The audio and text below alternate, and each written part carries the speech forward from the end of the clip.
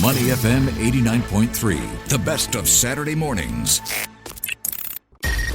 International News Review. Back to the International News Review with Steve Okun, the CEO of AIPAC Advisors. Steve, we start with political violence in three different places. Let's start first with the assassination of Charlie Kirk in the States.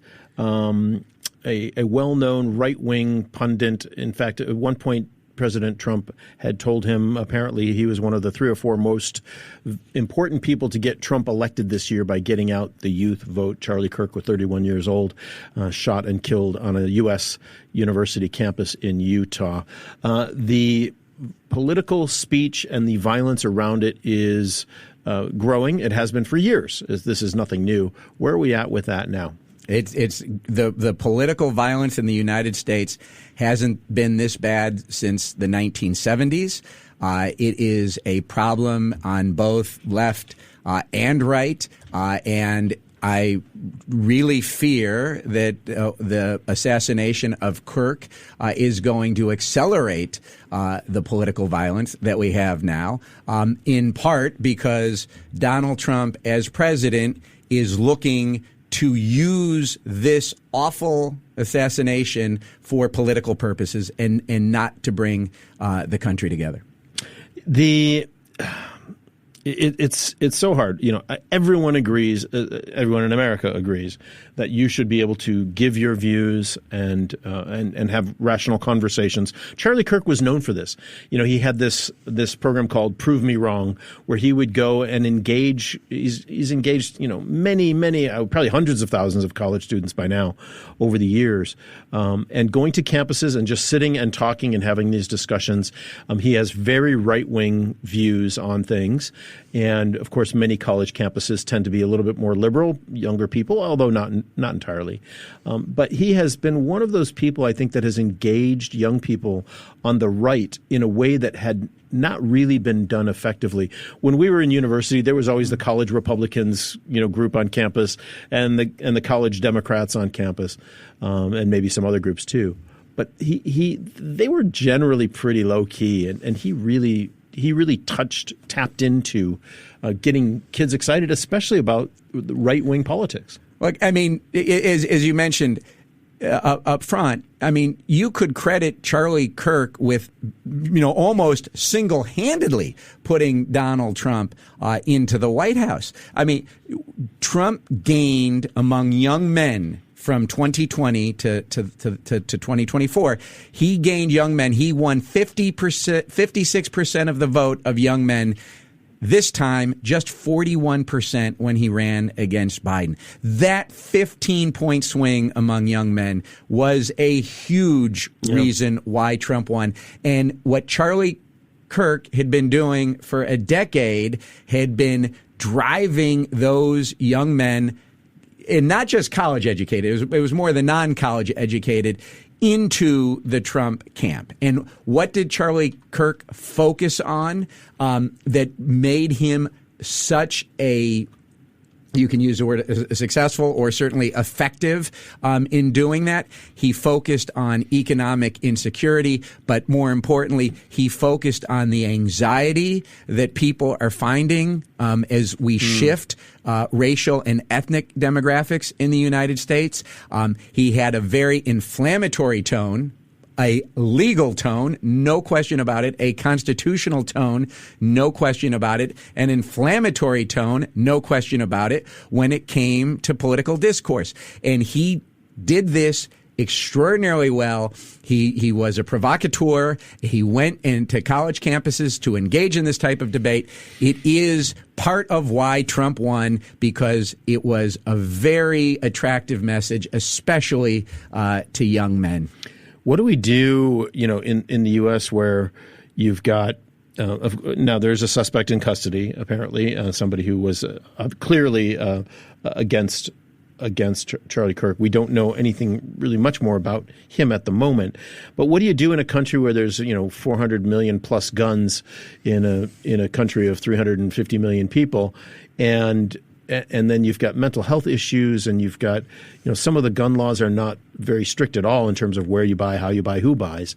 This just seems to me, with the temperature that politics and public life is at these days, I'm frankly surprised we haven't seen more of these. Well, we've seen so much, and we're unfortunately, I agree with you, we're going to see more.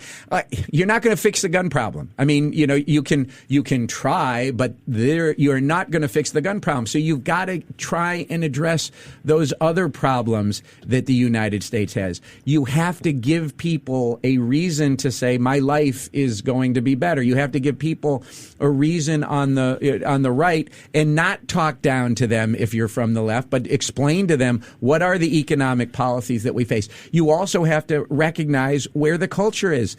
And I would certainly, when you start focusing on all of these woke issues and you say that, well, boys should be allowed to play girls sports in high school, that is going to offend people. And when you have affirmative action programs and you don't explain why you need them, that is going to offend people. And so you have to rethink how you do all of this. And then you have to talk about why violence cannot be had on either side. I totally respect the governor of Utah, where this tragedy occurred, who is a Republican, who is saying we need to address where we are and how we got here, and we need to not allow this to happen to anyone. Problem is, you contrast that to Donald Trump. And what does Donald Trump say? Donald Trump says that what we have here is a problem of the radical left. What he says is, the people on the left, and he said this yesterday morning on Fox News, he said they're vicious and they're horrible and they're politically savvy. That doesn't sound like it's taking the tone of and the temperature down at all in that. And then when he talks about the violence that we have in the United States, from the Oval Office, what does he list out? He lists out the attempt to kill Trump last year in Pennsylvania, the killing of the United Healthcare CEO, the shooting of Congressman Scalise in 2017, the attacks that are ongoing of ICE agents. He doesn't say a word, not a single word, about all of the violence against Democrats. He doesn't talk about the murder in June of the Minnesota state lawmaker and her husband. He doesn't talk about the arson attack against Governor Shapiro in Pennsylvania. He doesn't talk about the attack of the former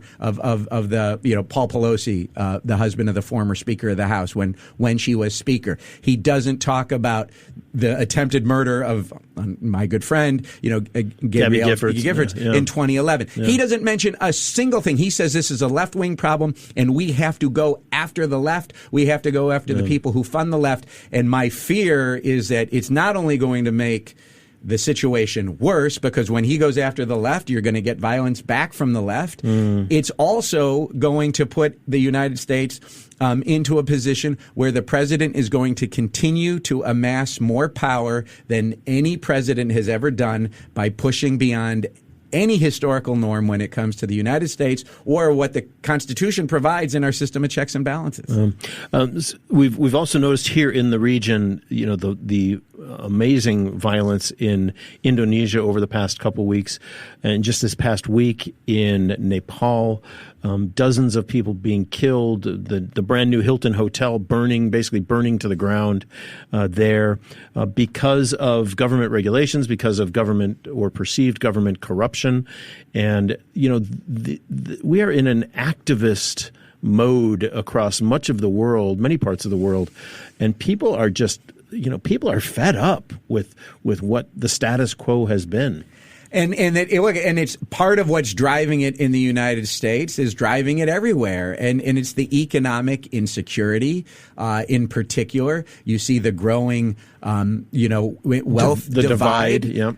And you see governments not addressing that. And I don't think there is no question that AI is going to make all of this worse. AI is going to, without a doubt, in my mind, increase income inequality if you do not address it as a government. Who are the people who are going to lose their jobs first because of AI? We're already seeing it. It's the young people, because what is it that AI is going to do? It's going to do all of those tasks that people start with.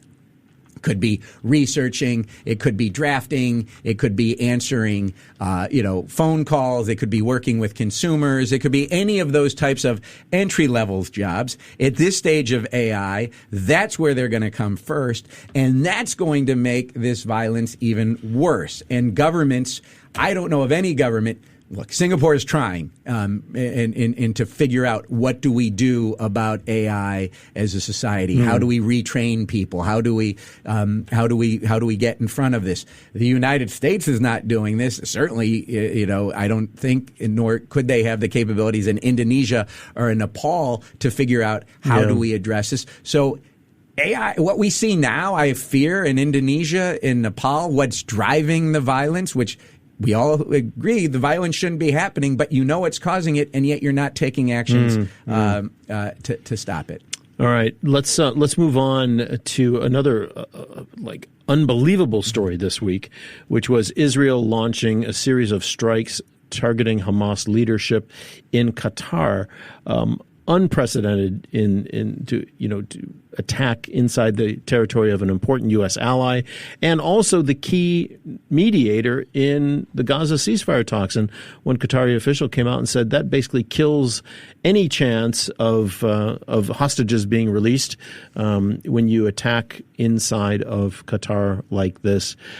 This was really, in a year of unprecedented things, this was really unprecedented. It was, forget, look at Israel. Israelis were objecting to this. Mossad told Netanyahu, do not do this. Because he had ordered, apparently Netanyahu had ordered Mossad to assassinate the Hamas leaders, and the Mossad said no. We should not do this. We should not be killing them in Qatar in particular because we have our relationship with Qatar that we have to protect. Yeah. We've been asking Qatar to host Hamas and mediate these ceasefire talks. And so you had Israel telling its own prime minister, do not do this. You had the military in Israel, a large chunk of the military in Israel saying, do not do this. They are a major ally of the United States. We cannot have this breach of trust where people are no longer going to trust the United States. The United States might not trust us. So this is like this fully falls on Netanyahu, and this is going to cause potentially significant harm to the United States in the region, to other countries in the region, to Israel in the region. Now, Israel will come back and say, and has said, look, we have done assassinations before when these are people who have killed Israelis. We did it in Europe after Munich in 1972, and we've done it in Iran against a Hamas official about a year ago. But this is different. Doing it to a U.S. ally and at the same time a country that has been helping Israel is just going to cause things to be worse. Well, this idea, if in fact this is the reason, that this is going to push Hamas to negotiate faster, or they've got no choice, they have to do this. I don't see, given the tenor of what's happened between Israel and the Palestinians over the past 50 years, I don't see that this action puts pressure on Hamas to negotiate any faster or any better than had this not happened. Well, you're right, and I don't think that's why Netanyahu did not do this. He just wanted to kill them. It wasn't even that he wanted to kill them. He needs this for his own political purposes. I see what you're saying. Netanyahu needs to stay in power. He will only stay in power as long as the war is going on. And the hard right is behind him. Well, the country will say, well, he is our leader. We cannot change a leader in a time of war. We need to. That would be too disruptive. I think he may be. Well, look, I have no idea because I am not an expert in Israeli politics. But you certainly see when you have Mossad, when you have others coming out saying this is a huge mistake, you have to do something. That the Biden, a senior Biden administration was unnamed, who had long backed U.S. military support for Israel, said, look, the time time for U.S. assistance should be coming to an end when it comes to offensive weapons. And the quote he said was, "We need to stop giving Israel the keys to the car to run it into the wall over and over again." Yikes. Okay, let's move forward. We got more to talk about. Russia flew a drone into Poland this past week. Yet again, as with Qatar, Trump said and did nothing about it. This is the first real incursion into NATO airspace by Russia during this the war against Ukraine. How important is this particular moment? There was a lot of bluster about it, and NATO, said hard words about it, but nothing actually happened to Russia as a result, right? Are they tweaking NATO's nose just to see how much they can get away with? I think I think Glenn, you're right. I think they're testing the global rules-based system. They've been testing it. Look, since 2014, when they invaded Crimea, and they got away with it. Yeah. They invaded. They had their full-fledged invasion of Ukraine in 2022, they've essentially gotten away from it. Now they're going further in a way, because now they're going into NATO airspace with a dozen one-way attack drones, which NATO fighter jets scrambled to shoot down. And whether this was intentional or unintentional on the Russians' part, the Russians have failed to offer an explanation or an apology. Mm-hmm. And so the question is this something that the Russians are now trying to see how far they can get? And without a doubt, we now see that Xi Jinping is trying to burn down the global rules-based system. Donald Trump is attacking the global rules-based system from a trade perspective, and Putin is attacking the global rules-based system from its core, which is a country's sovereignty needs to be respected, and he is not respecting it when he is sending drones over Poland. No, it just seems like he's trying to get away with more. I mean, this after these negotiations, this after Trump invites him in a red carpet ceremony to come and sit down. And, clearly this negotiation, whatever that is that Trump had done, meant absolutely nothing. The same way with Kim Jong-un, the negotiation in Singapore meant nothing because he's gone full steam ahead on his nuclear program and his missile program.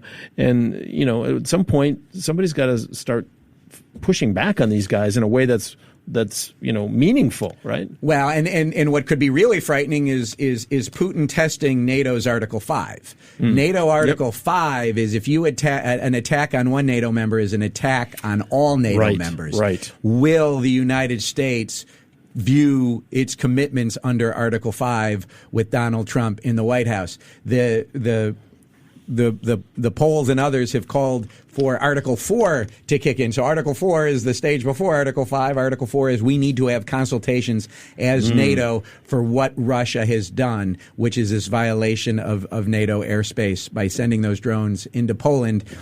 If we get to step 5 and Article 5 is not honored by the United States, we think we're in a poly crisis now. Yeah, just wait. It gets worse. All right. Hey, let's come back home here to Singapore and finish on a slightly lighter note. Singapore fell 5 places to 7th place in a global ranking of economies by their ability to attract and develop and retain talent.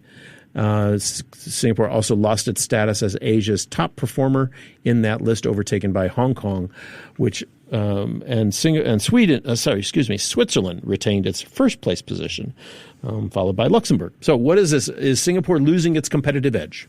No. This is okay. Let's see how calmly I can put it. This is insane. Okay. This is ridiculous to say that Singapore is losing its ranking in the global economies of the ability to attack, develop, and retain talent. The reason they say that Singapore has gone down is because it doesn't invest enough in its public education. And what they say in particular is they look at public to teacher ratios. And the public to teacher ratios here are very high. I mean, in the U.S., schools it might be 1 to 20, 1 to 22 or somewhere, that here it's double. You know why you have double here? Because the kids pay attention. The kids go into class, they stay silent, they learn, they listen to the teacher. They are nothing like students in other places, certainly not the United States. There's no way you could put 45 people in one classroom in the United States. 22 is hard enough.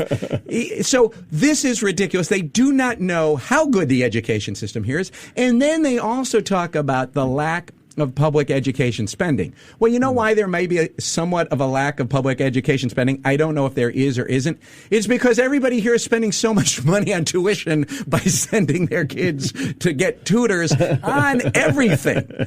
Everything. Go by any mall. Oh my God. I mean, I remember the first time I'm like, are they giving something away at this mall I was walking through? No, it was the kids lining up for math tuition on a Saturday, or science or whatever. And let me just say that we were as guilty of that as anybody, because our kids had tuition in science and math. There you go, right? This is nuts. Yeah. And to say that Hong Kong is outranking Singapore now from a global perspective in attracting talent, that is just not true. And I mean, and now maybe it's just because of where I sit. I am literally, I'm not joking, I get 2 to 3 messages a week from people I do not know, and it's usually through LinkedIn. It might be an email, a friend of a friend. I want to come to Singapore.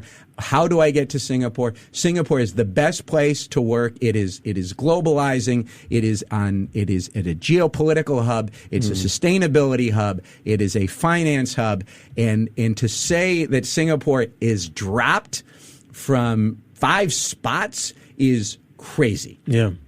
All right. Crazy. There we have it. Hey, we got to go, Steve. Thank you very much for sitting in for the hour today. Appreciate it. We'll, of course, see you next week. For 30 minutes only, I'm sure.